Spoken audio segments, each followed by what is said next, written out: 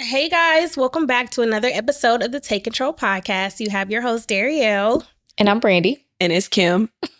Hey, Hey. how have you guys been? Give me the tea, give me the scoop. These last 2 weeks have been Treacherous. a roller coaster ride for me. So much can happen in 2 weeks. Like, I don't even know. But I think I said before we started recording, I'm like just unraveling all over the place. And I probably need to go talk to somebody. Talk to the lady. But I'm good. All is well. Yeah. I feel like I can't see you. I know.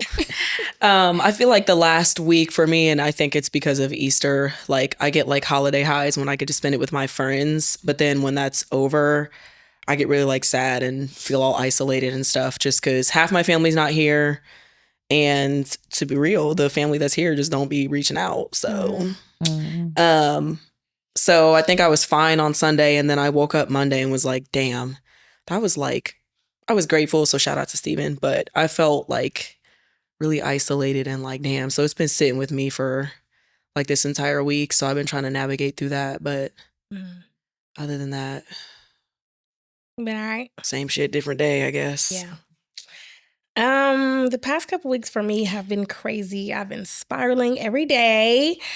But I wanted to shout out Lynette because she's such a sweetheart. She just had to remind me like to take care of myself because I was spiraling and I was looking like shit. My hair wasn't done, my nails wasn't done. And I'm just like, you know what? I'm going to schedule those appointments. She was like once a month. She was like every month, once a week, I take a week and I just schedule all of my appointments and make sure I get all of my maintenance done. So I did that. So that's right. I'm happy that she gave me that reminder because I really needed it. And as y'all can see, I'm looking better, you're cute better than ever. Anyways, before we jump into our topic, just please make sure you guys follow us at Take Control Podcast on Instagram, Take Control Pod on Twitter, even though I don't think or X, whatever y'all want to call it. And you can email us at takecontrolpodcast@gmail.com. Okay, so this week is going to kind of be like a spinoff from the last episode when we talked about dating. But we're going to focus more on like singleness in our 30s. But before we jump into like the juicy topic, I did want to bring up this post I saw on social media, and it says, "We had a strong connection in real life, but my Instagram scared him away." It said, "Your Instagram, he confirmed I had full knowledge of his insecurities. If I had seen your page before I met you, I would have never tried to talk to you. I'm not good enough for you. He was fine, humble, funny, had a sexy physique and a lucrative career, yet for some ridiculous reason, he convinced himself he could never be with a woman like me. I was floored." So with that being said, do y'all feel like y'all social media like matters when you're like talking to somebody? Like, do y'all say you meet somebody and they might ask for your page, like, are y'all open to giving them your social media, or do y'all keep that a little more private? I feel like the only reason I'm open is because mine is supposed to be a business page, and I was talking to my friend about this yesterday, that like I think a lot of people think that's my personal page, and I got rid of my personal page probably about 10 years ago. So I'm open to giving it to them, but then there's hesitation behind it because I feel like it's going to be used as a platform to like try to holler at me versus it being like, no, I'm trying to make this obvious that it's, a business page. So I feel like for me, I don't mind from that aspect. I just know that it might take a turn because I have people in there now that are like, damn. And I'm like, this is to show you that I know what I'm doing on myself so I can do it on anybody else. So. I don't have an issue with giving my social media out. I mean, but I don't post anything that like I would later regret. And the things that like I may find as inappropriate or funny or whatever the case may be that might cause someone to question, it doesn't always have to be posted. You can share it in a group chat. So yeah, I don't have an issue with it. I don't know. I don't mind giving out my social media. I mean, my page is not private, but I do feel like a lot of the stuff I post scared men away because every day I'm on there like, quit fucking talking to me. All y'all niggas take me out the close friends. Like, leave me alone. I hate all you niggas. And somebody asked me recently, like, how much of your post should I take serious? And I'm like, none of it. Mm. Like, I'll be serious, but I don't be serious. So I don't know. I kind of be scared about what my social media be giving to other people, but at the same time, I don't give a damn. This is my page. Now, one thing I don't want to do is give out the podcast. That I don't. I don't want like to. people looking for that. Yeah, same. Only because I just feel like I have met guys where like they use that as a way to like get to know me instead of just talking to me. Yes. And I just think that's weird. Yeah. Yeah. It's very weird. I had a new coworker ask me, I was talking out loud and I said something like, he's probably fucking listening. I said something like, I got to edit for the podcast, like under my breath, something about the podcast. And he goes, you have a podcast? And I said, nope. I'm fixing somebody else's. And he was like, this man Googled my first and last name and podcast and found it within like 30 seconds. And I said, please don't go in there and listen. Yes. He was like, oh, I see Kim so-and-so take control podcast. And I said, I don't know who that is. I don't. And he found it and he was like, I won't listen if you don't want me to. And I was like, I just sat there quiet. So who knows if he ever did. But yeah, I agree. I'm not. Yeah, I don't like when people. Because it's the wrong narrative. You know what I mean? It just happened to me. I don't even think it's the wrong narrative. It's just like, I just rather you talk to me. That's what I mean. Yeah, like my opinion could have changed. Anything could have changed, you know? I mean, if you use it as a way to maybe spark a conversation, to dig a little deeper into something, I said cool, but I'm always cringy when I'm like, oh yeah, I have a podcast. Like, yeah. So when it comes to like, okay, say you're dating or you're like in a relationship with somebody, like how do you feel about following them or them following you? I don't see it as an issue. Yeah. I'm like, I think it's normal to follow your partner. I know that some people have discrepancies and reasons why. Like I've noticed, just because this makes me sound like a creep and I don't care. I've noticed that some people don't follow each other and they could be full blown engaged. So whatever works for your relationship to, you know, keep the peace or whatever the case may be, that's fine. But I haven't experienced not following somebody I'm dating. Yeah. Now I'll be tagging. And now you be sliding up. And even if you hide that little tag, it'd be asking you to reply to both of them. Instagram not slick. Yeah, I didn't care, but I feel like I sort of care now.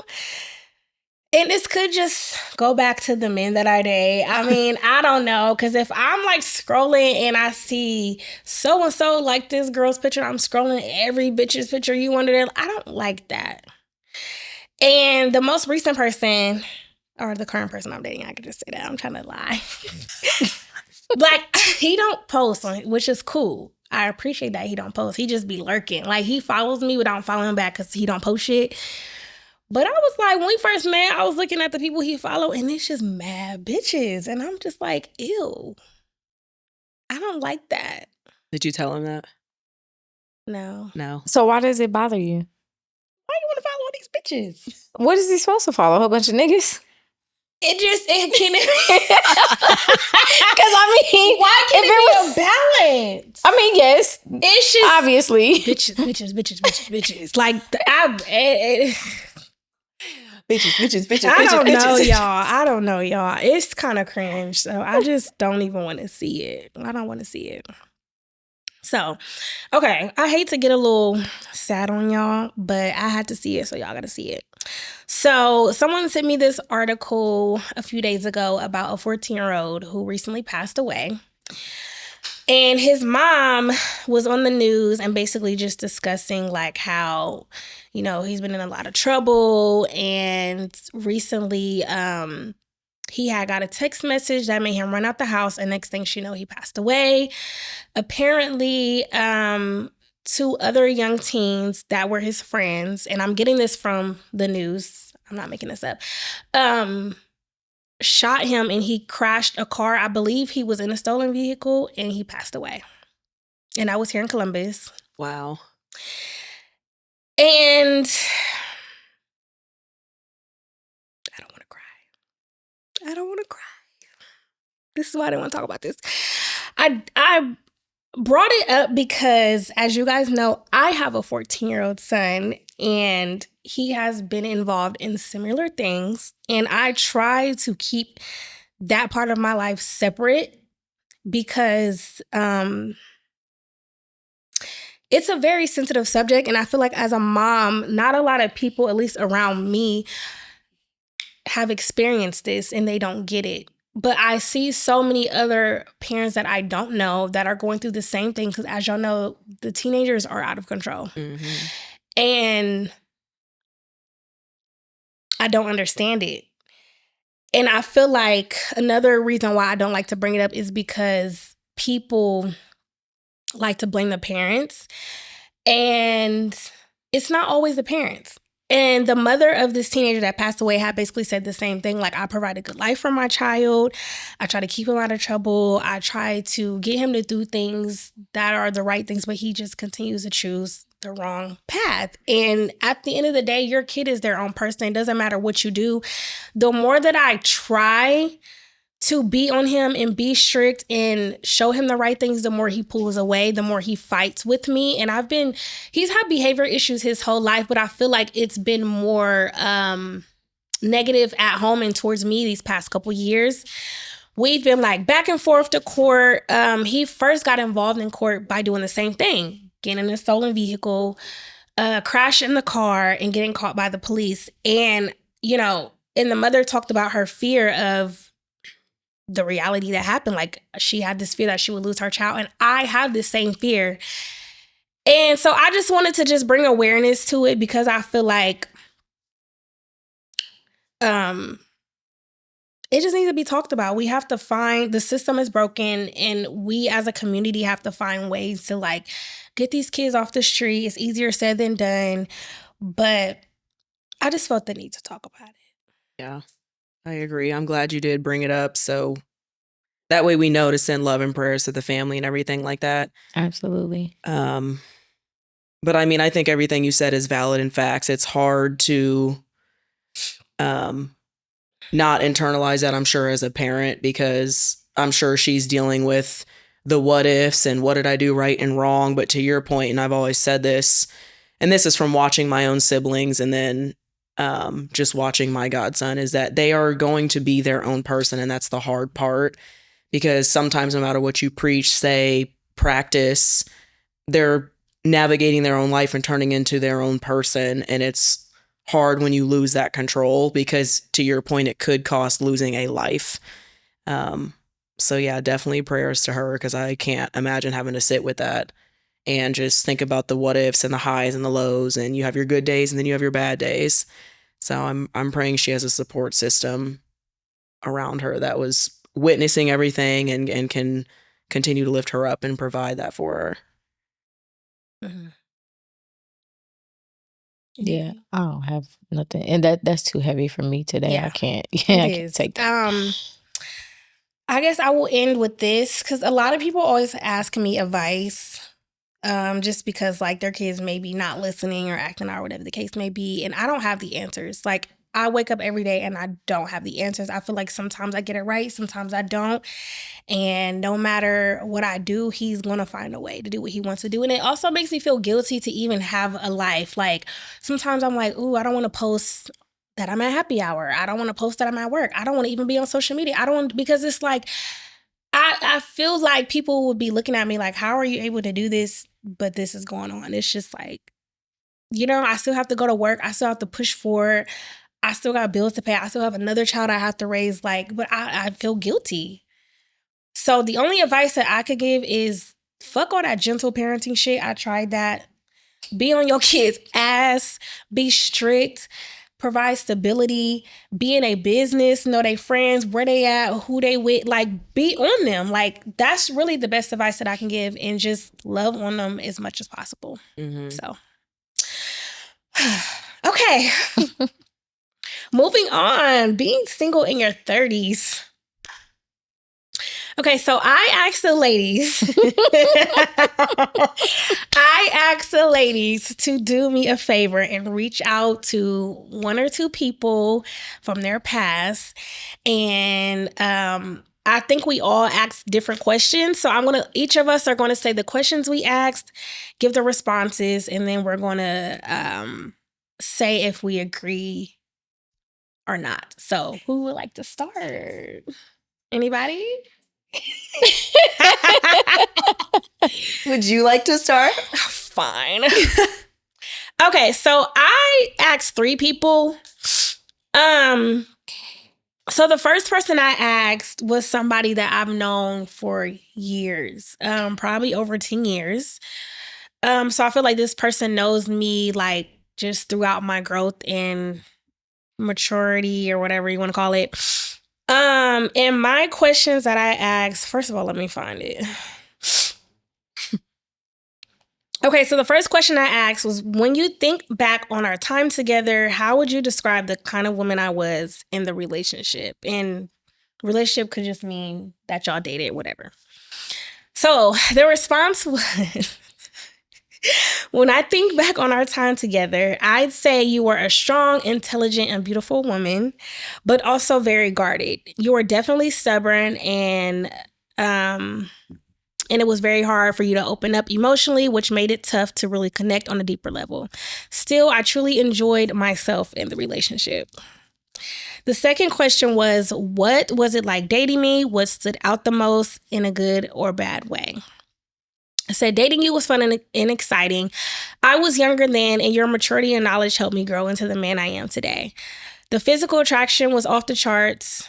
No doubt about that. And when you did let your guard down and open up, those moments meant a lot.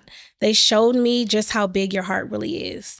The most challenging part was that emotional wall that you kept up. It always felt like we could have something deeper, but we just never fully got there. And the last question was, why do you think I'm still single today? He says, I think it comes down to the emotional trauma you've been through. You don't let people get very close easily. And that tough exterior you show can push the right ones away, even though underneath it all, you are truly a sweetheart and a softie, LOL. Aww. I very much teared up because he knows me so well. Okay, the second person was somebody that was more recent. I feel like we dated for like a whole summer. And it was like the most fun experience I ever had in my life. And we're still friends to this day. I asked the same 3 questions. So the answer was, for number 1, I would describe you as a feminine, kind, loving and caring, soft-spoken, and easy to get along with. Dating you is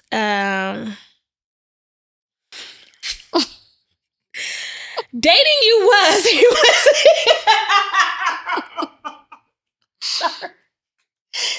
It was a pleasant experience, mainly because... Wait, it wasn't or it was? Was. Oh, okay. I'll explain later. Mainly because you're very easily... Oh my gosh, I'm saying these words wrong. You're very easy to get along with. I never felt annoyed by you. You provide a space where a man can lead and know how to make a man feel really good outside of sex. The only downside was a side of you that's emotionally unstable and insecure.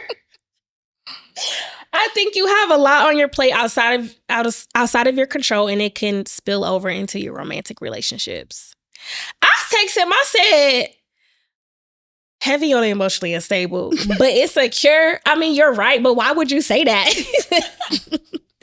And then the last one was, I think you're single because where you are in life hasn't aligned with a man that has the capacity to match your idea of love. It feels like you're looking for a Romeo and Juliet hood story, and that's tough to find. Hood story? Heavy on the hood story, Okay. honey. He know. Okay. Yeah. I just want to make sure I heard it. Okay. Yeah. Okay, the last one I asked one of my good friends, because I wanted like kind of like a male perspective. And it's so funny how all 3 of these are similar and they don't even know each other. And then I'm gonna pick one of y'all to go next. Okay. So he only answered the part where it says why I think you're single. He said, the type of look you're attracted to, ain't it? I don't think you know what you want. A popular man or a low-key man? I feel like you want a popular man who's low-key, but that's super rare. I don't think you really know your value, and I think the type of man you need is going to be able to help you identify your strengths, but I also think you don't want to spend that much time with a man because they often may come across as corny on the outside.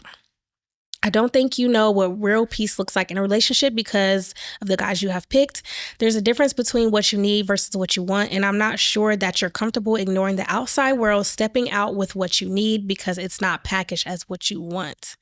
There could be more outside influences keeping you single than you realize. When you're ready to find peace and let the right man teach and lead you, I think you'll discover who you really are inside of a relationship.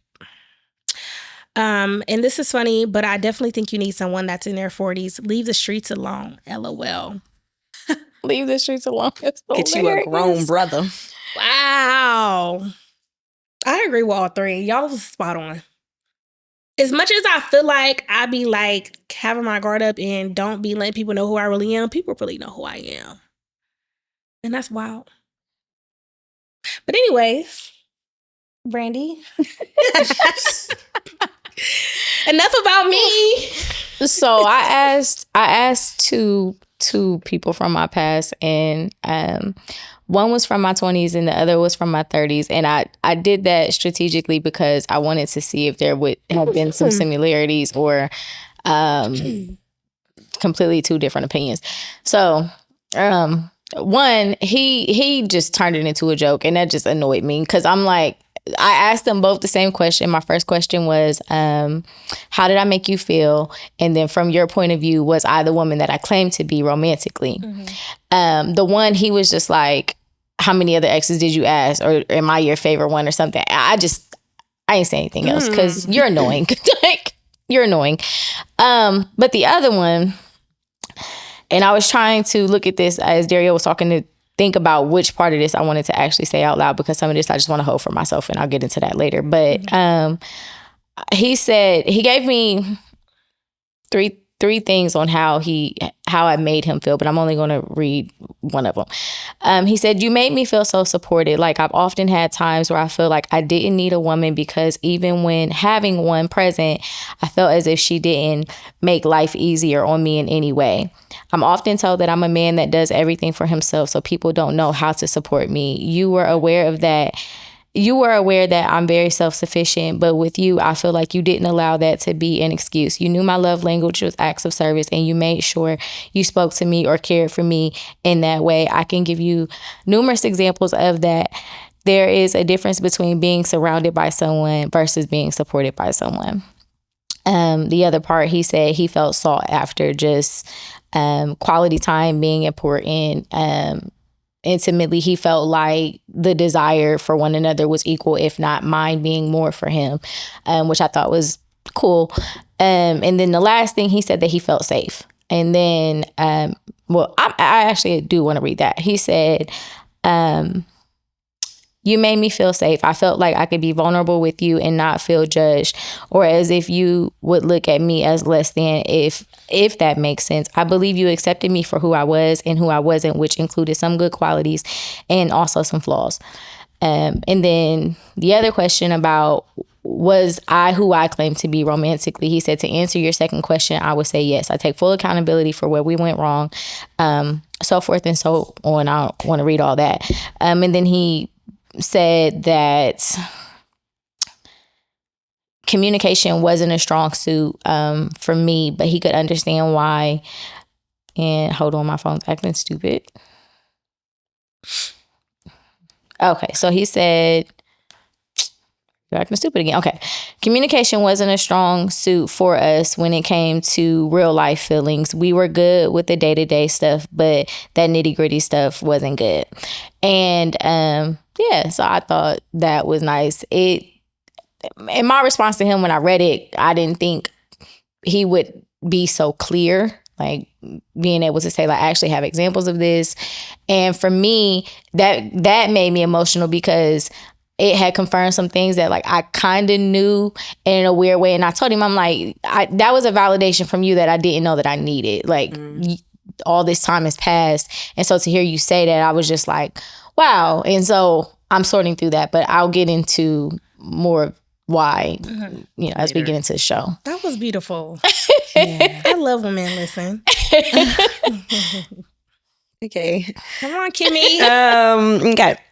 So I kind of did what Brandy did, and I asked somebody that I dated almost 10 years ago, I believe almost 10 years ago. I adore this man to this day. Like, we are really, really good friends. The relationship was the first time I had ever gone through something like deep, heavy, and I don't want to say quote unquote abusive because I'm not taking from what happened, but he wasn't like physically abusive. But that was the first time I had experienced, it was my first adult relationship, and it was the first time I had experienced like, oh shit, like shit isn't flowers and roses like my little 4-year high school relationship.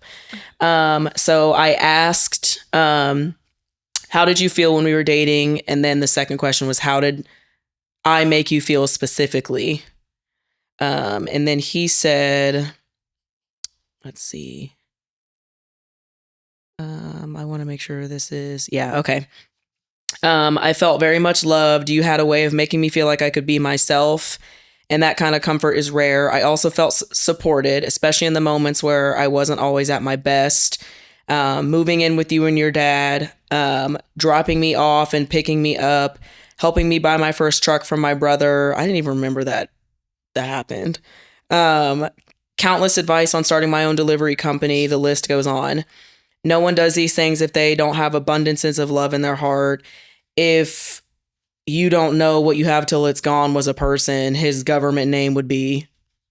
Thank you. I really appreciate you. And I was like, oh my God, like, I just really love this man for real. Like, thank you so much. Because he put me through some shit, and now he will do whatever I need. So thank you.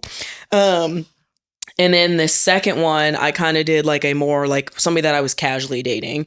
Because I wanted like to your point, a relationship from like my first one ever. And then as I had gone through stuff, and then someone I was casually dating after my last relationship. And so he kind of gave me 2 responses.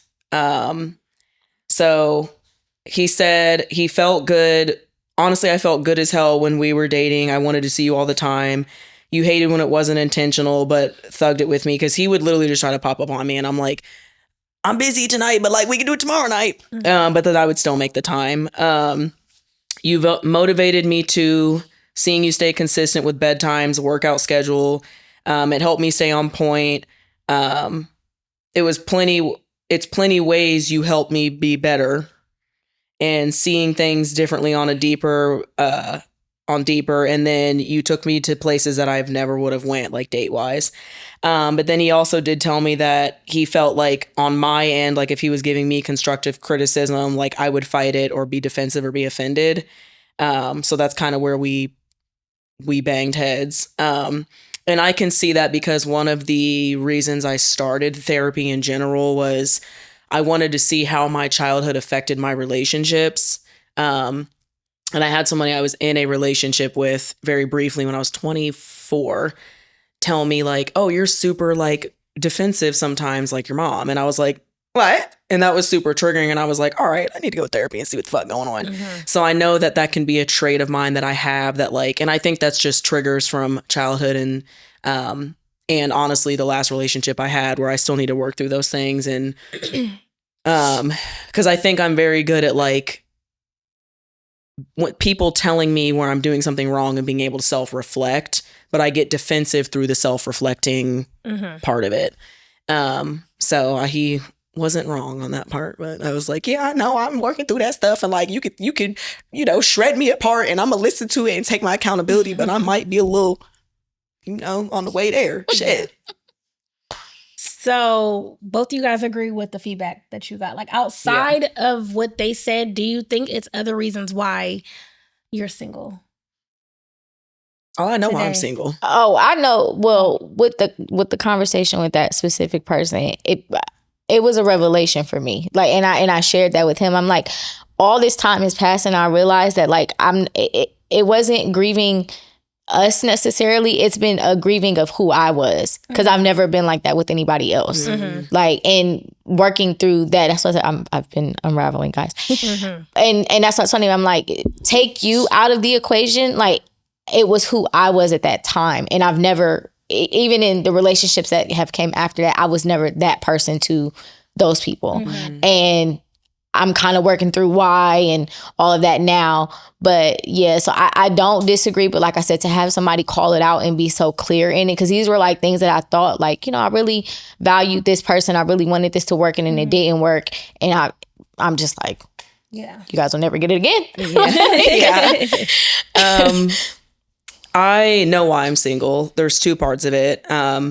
It's a choice, and a big part of it is I don't want to be someone that hurts another person deeply, if that makes sense, because I'm still healing through things. So I don't think it's fair to hop into a relationship if I still am doing things like getting super defensive. And I'm not saying like, oh, okay, you have a one-off where you got defensive because maybe they hit a nerve. But if maybe that's how I'm responding every time, I don't want to drag somebody through that, because I know how that feels.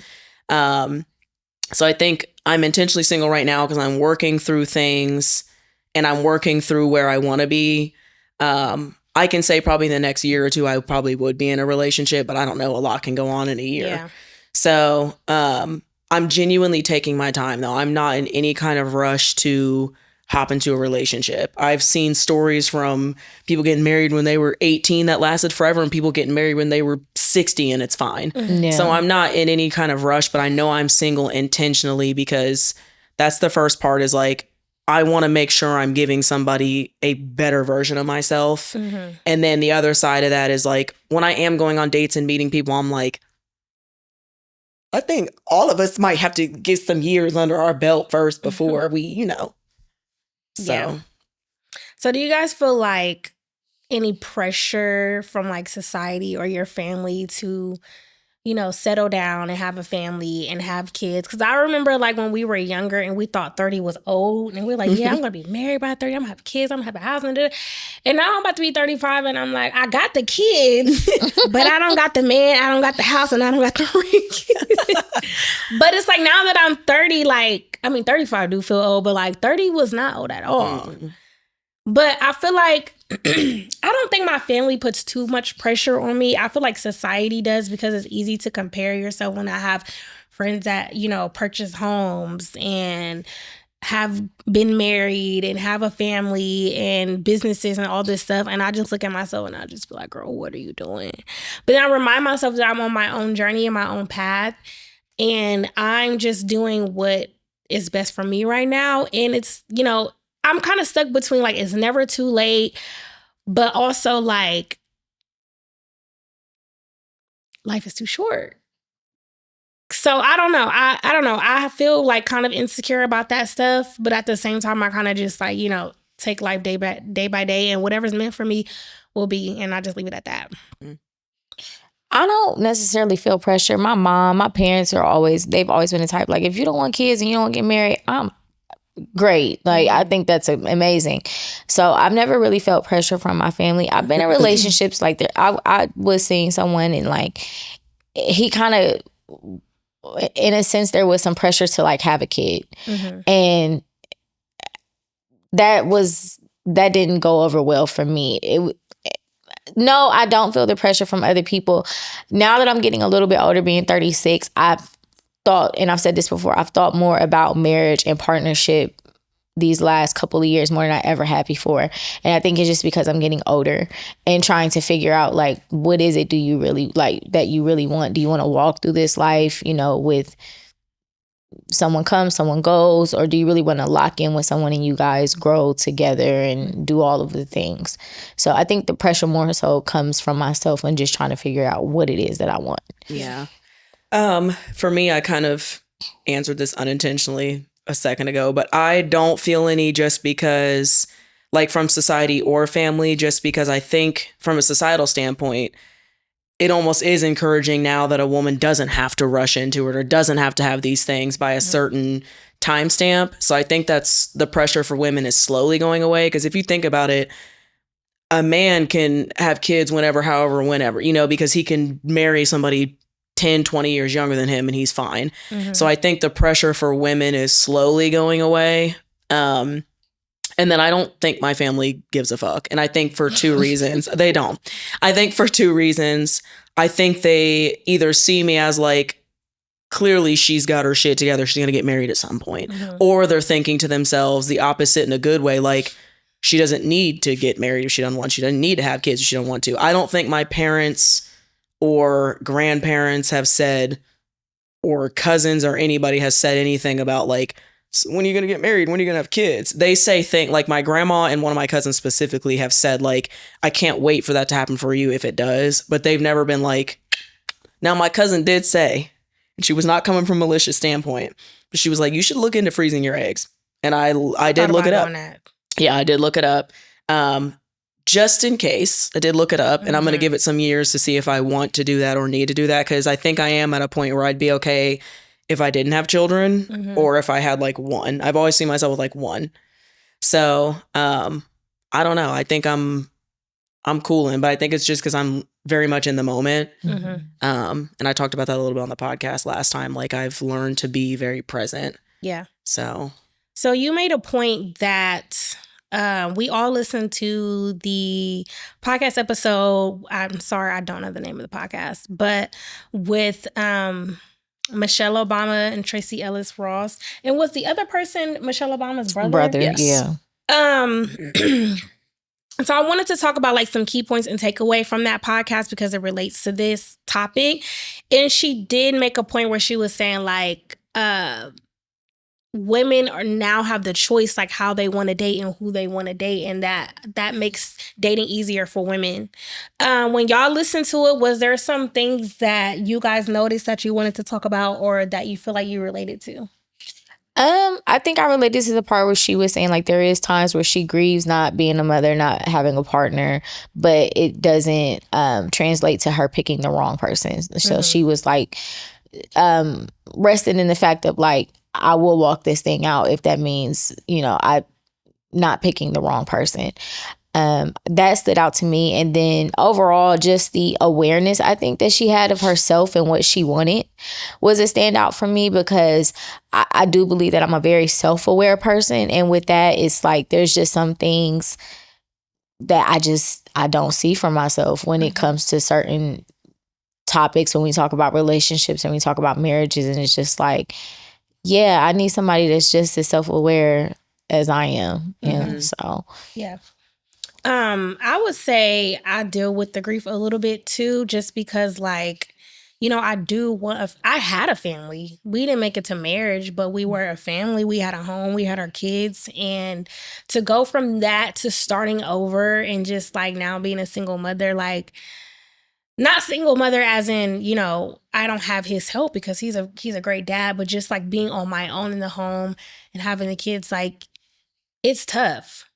And I don't know what I would do if we didn't have a good co-parentship, because it's hard. But sometimes I do wish I had that, that family dynamic and a man in the home. And, so sometimes I do think about that.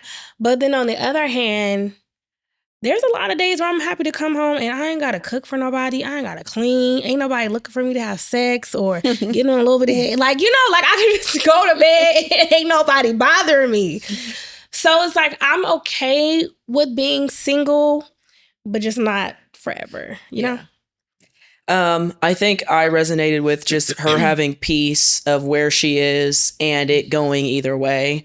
Because I like, again, and this is a great example of what I'm talking about, seeing someone like that, there is no pressure for me, because she's like, no, 100% it could still happen for me. There's not a reason it couldn't happen for me. So I think that's what I resonated with the most, is just her having peace of where she is and the control that she has over her life. And to your point, just being able to stand on that and be like, no, I'm in charge. Like, it's not what somebody tells me or what someone doesn't tell me, but like, I got this. So I loved it. And I think it was dope that Michelle and her brother could have the dynamic that they have back and forth and be open with each other. And listening to the support that they had with each other growing up was fun, because that's kind of how my brother and I were. Like, we're 18 months apart. So like, we literally feel like twins sometimes. I think I've said before on here, like, we scare his wife because we'll say some things after spending years apart that are like identical, and she's like, what? So I think it's dope that was one of the things I appreciated, dope to be able to have that platform and speak openly and honestly, like, even about her relationship with Barack and his relationship with his wife. I think her name was Kate or something. Might be Kelly. I don't know. But Yeah. Another thing she had mentioned, she was talking about love doesn't always translate to chemistry. yes. And Oh, I chemistry wrote that doesn't down. always translate to love or Love, something yes. along those She lines. said chemistry is not a relationship, and love does not always include chemistry. Yep. But she was someone that wanted both. Both. Yep. And that was the thing. It was funny that she said it because she had mentioned the part where she was like, you know, I'm a person, I want deep conversation. And for some people that's scary, it's invasive. They don't, that's not where they land. And I remember having a conversation with my homegirl one day. We were going on a road trip and we were just talking through me being single. And I'm just like, I want to be able to have a conversation about an array of different topics with somebody. Like I'm a talker at my core, even though I'm very introverted. If you get me comfortable, I can talk to you about anything. And I'm like, I tend to meet a lot of men where they don't really have a thought and opinion. They can't engage in that way. And I'm like, no, it's not going to go deep every single time. But what do you think? Like, what do you think? And I don't know if I'm just a person where I have a lot of internal dialogue that I need to get out with people. But I'm like, what do you have a thought process about anything really? Yeah. You know? And so I love that she said that, but also said that it was okay if you're not that person, right? Like, and it's about understand the awareness, again, understanding what you need and what you desire, and then just aligning yourself with someone who at least you guys can meet in the middle. Yeah. In that. Yeah, I agree. I've been told that I'm too deep on more than one occasion because I am that way. Like, they'll say something to me and I literally go on this deep dive in my mind of like, oh, this, and this. And like, you know, that everything has to be so deep. And I'm like, oh, I was having fun. Like, and the one other thing I did want to call out was when Michelle was talking about people can be married for 50 years and like 10 of those years the kids be bad because of the kids and whatever the case may be. And in my mind, I'm just like, you know, and they take it out on the other person. And I understand that, you know, God willing, you're with this one person until you die, and you're going to come up against a lot of different things.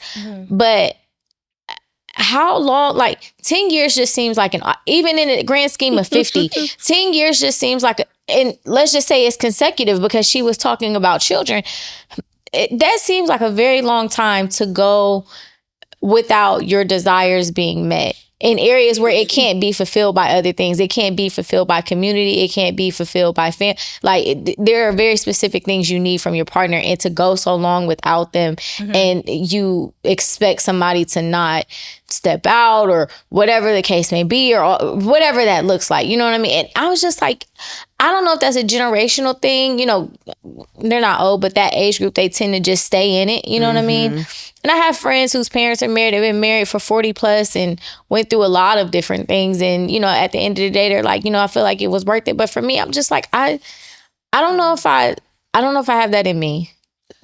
I mean, as someone who has kids, it's very easy for that to happen. And I feel like this was something that kind of went wrong in my relationship after I had a child, because you change, like, your body, your hormones, like you don't go back to feeling normal for a while. You have postpartum, and then you're trying to struggle with trying to get sleep and rest, but take care of your baby. And for me, I had multiple kids. I had a 4-year-old and a newborn, and I'm like, how do I give this child attention when everything has to be about the baby because they don't know anything? And it's just like, so you're trying to juggle all of your time for this kid and that kid and yourself and your partner. And then it's like, I got to go back to work after 6 weeks. Like, it's so much. And I feel like sometimes some men lack the knowledge of postpartum.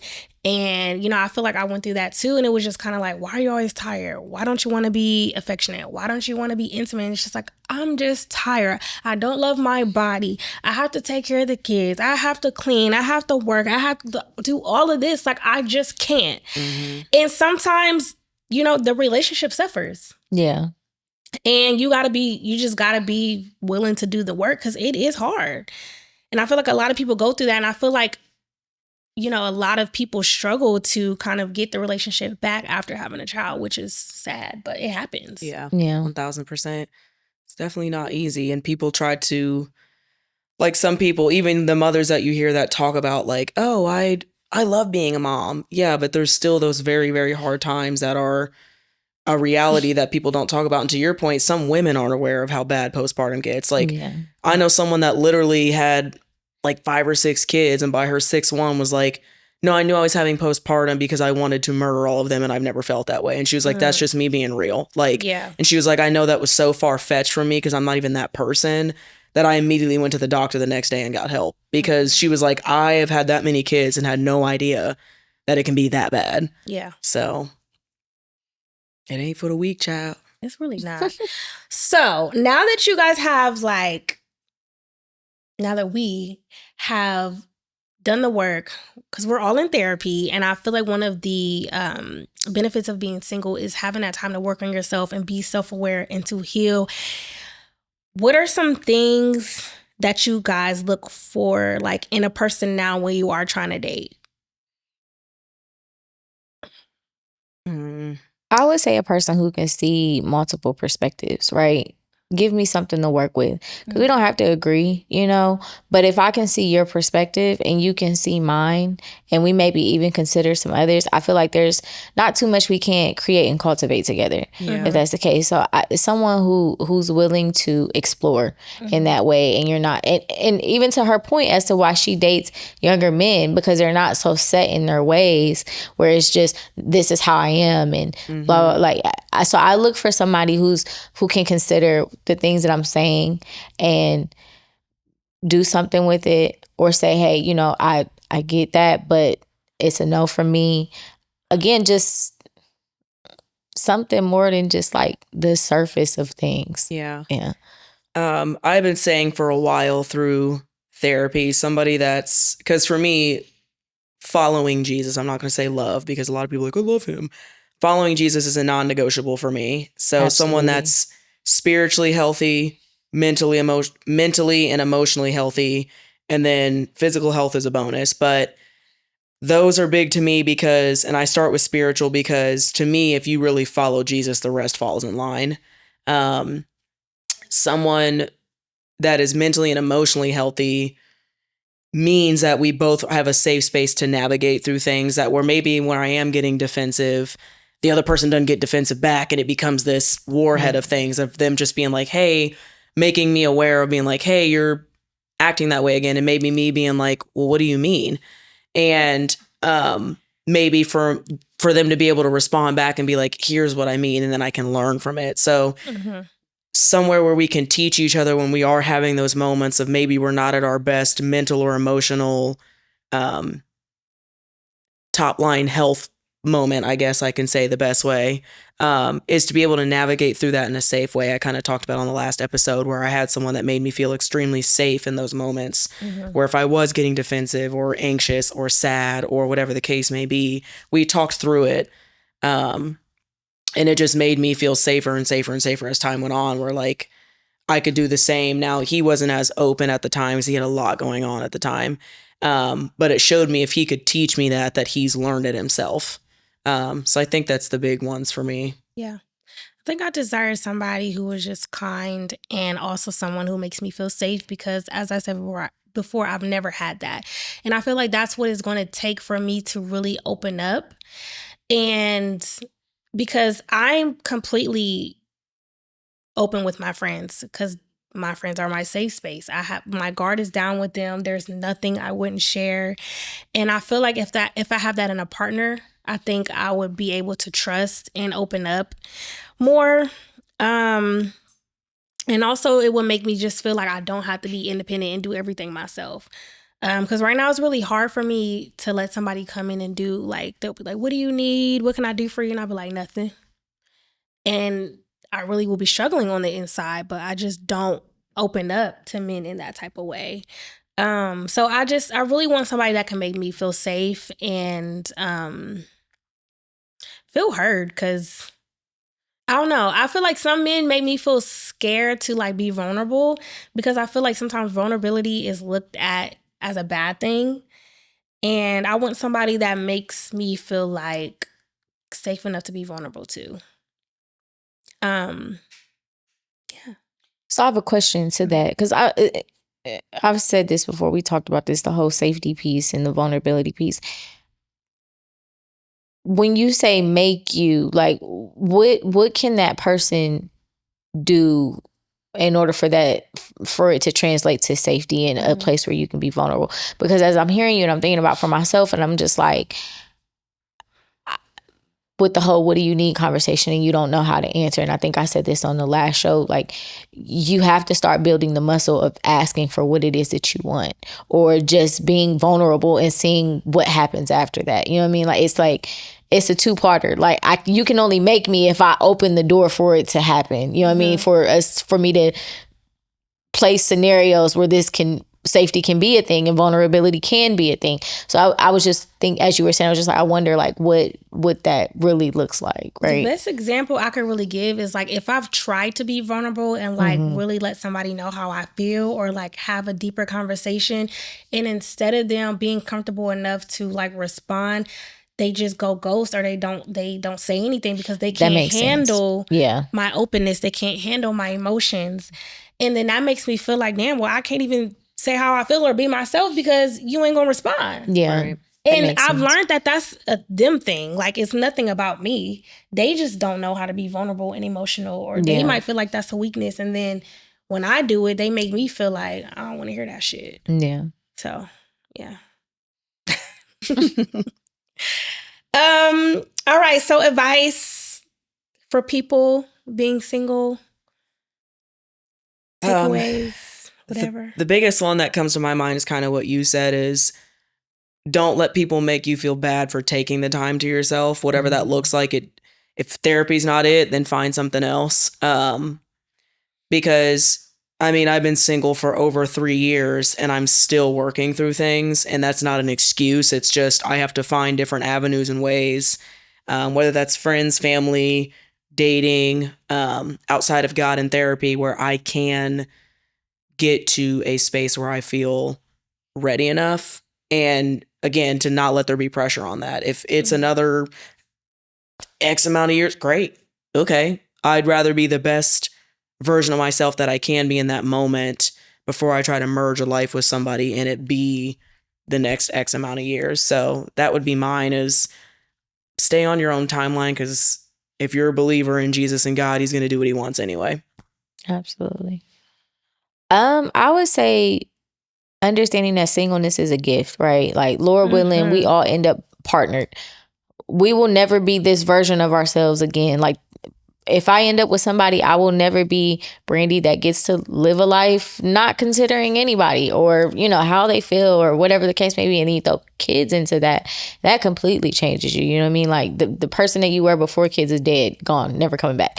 And so I say that to say, take time to really think about what it is that you want. Like, lately I've been hearing, like, this little voice, it might be God, saying, what's your list? Because I'm not the person that writes, like, I want him to be this and I want to be that. But, like, something is tugging on me, like, what is your list? Like, what is it that you're looking for? Because you ask and you shall receive, you know?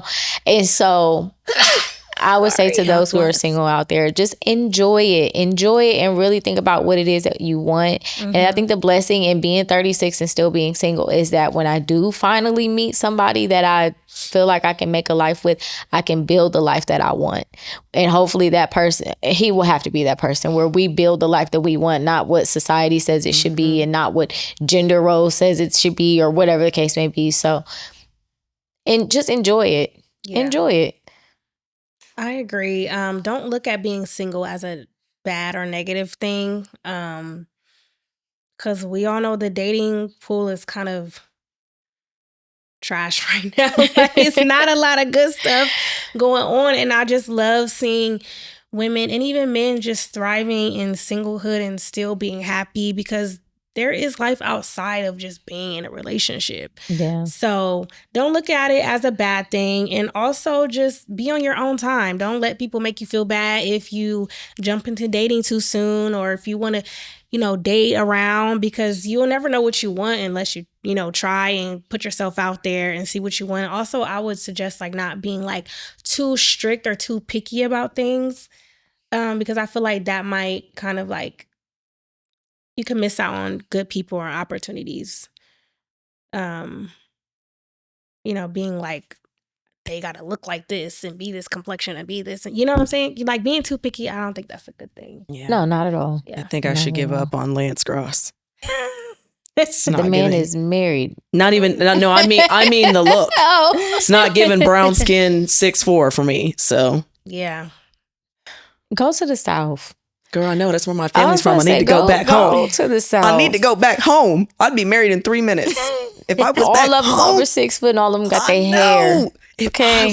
I know.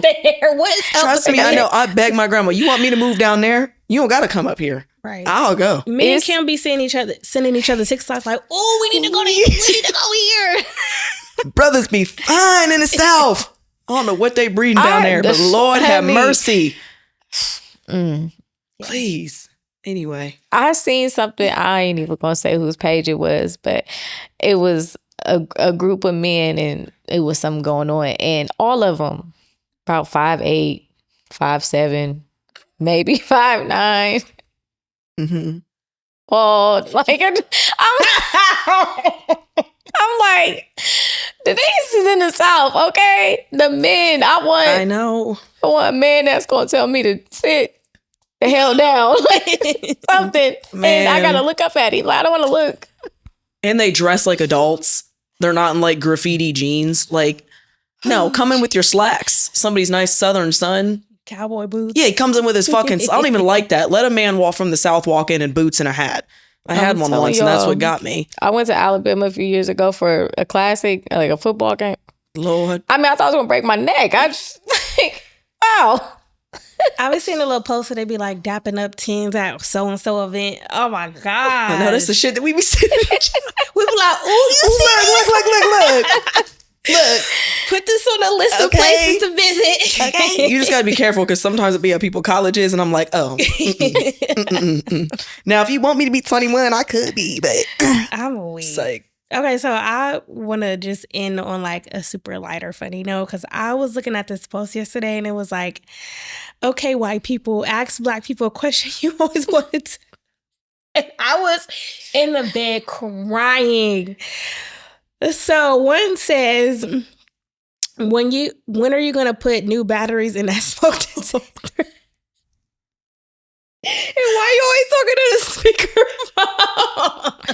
And the smoke detector one is fucking valid, because every time I watch her videos and it's a black person, that shit be beeping. That irritates When I me. tell you, it drives me It drives me my insane. grandma's house be crazy. like that. Hers don't ever be changed. I can't sleep. I I can't do can't it. sleep. I The can't do last it. time it happened, when at my old place, I literally took the broom and just because I couldn't reach it to knock the battery. I can't take it. It drives me insane. Girl, I took the battery out of mine thinking it would shut it up. And I'm it was standing on my vanity.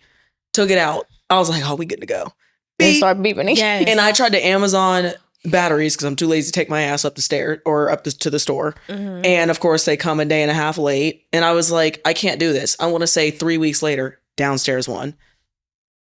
I said, God, I haven't even been in here in a year. What is going on? Yeah. What is going on? I'm so glad that my couch can unhook, because I couldn't reach it either. I had to literally push my couch Mhm. and stand. Like, I can't. Mm-mm. Then you be scared you're going to fall and that's it.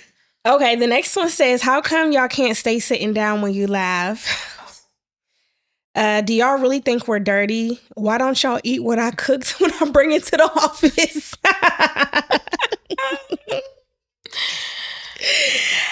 Another one says something about the smoke detectors. And it says, when little kids have beads in their hair, how does that not hurt? I feel like if I had that, I'd be feeling like, I feel like if I feel that myself, it'll be a little too much. And I just want to say, when I was younger, I fell out of a grocery cart and my mom said a piece of my bead got stuck in my head. Dario, that's horrible.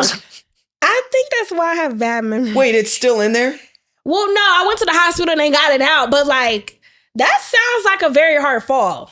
Yeah, because a bead, there's nothing even sharp on a bead Damn. to lodge in your head. That's crazy. Either my mama was lying, She probably wasn't. Kids what? just be doing whatever. I mean, Standing up in a cart and nobody was watching me. I had a closet door. I was minding my fucking business, mind you. I'm like 6 years old on my grandma's bed. Fucking closet door. As soon as she walks out the room, I'm like, this is demons. I'm convinced. Right in my fucking head. And it started gushing blood. My brother freaked out. Yeah, I had to be put in the backseat of the car. Maybe this was wrong with my memory. But for a bead to be lodged in your head, you cracked your shit hard. Yeah. Do you remember it? Like, do you remember being like, what the fuck? I barely remember my childhood, and I blame that incident. So. Lord. Anyways, thank you, ladies, for doing the assignment. I know that was very tough. Them men had us tearing up, honey. But that is it for today's episode. Thank you guys for tuning in. As always, please like, subscribe, share, and please make sure you follow us. And you can always DM us again. That is takecontrolpodcast@gmail.com. Give your feedback, share your stories, and we'll catch you next time. Love you. Bye. Wait. I got to shout out my niece. This isn't coming out till Wednesday, but today is her birthday. Oh, My happy little girl is birthday. 2. I'm not going to cry. She woke up this morning just like smiling. I'm like, you don't really understand Like it's your she birthday, knew. but you know it's your birthday. Yeah, like she knew, like. It's your day, girl. That's my Cute. boo. Love her so much. Aw, happy birthday, girl. Yes. All right, y'all. Catch y'all later. Bye.